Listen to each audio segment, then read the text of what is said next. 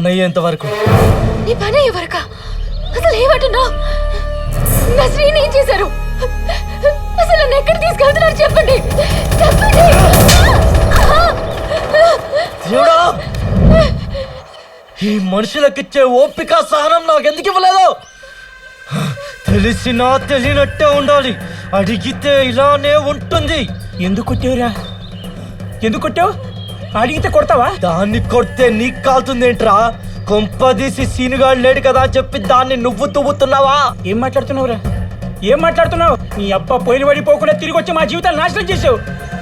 నాకేమొద్దురా, నాకేమొద్దు. నాకు ఈ డబ్బు వద్దు, ఏమీ వద్దు. లక్ష్మిని తీసుకెళ్లి సీని గారికి అప్పచెప్పేసి నేను తప్పు చేసిన ఒప్పుకుంటే చాలరా. మా వాడు నన్ను క్షమించేస్తాడు.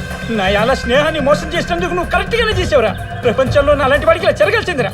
నాకు ఇది జరగాల్సిందే, నాకు ఇది జరగాల్సిందేరా, జరగాల్సిందే.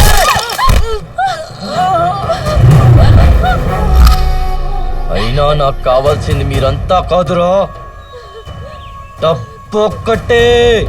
ఏయ్ ఏయ్ శ్రీను!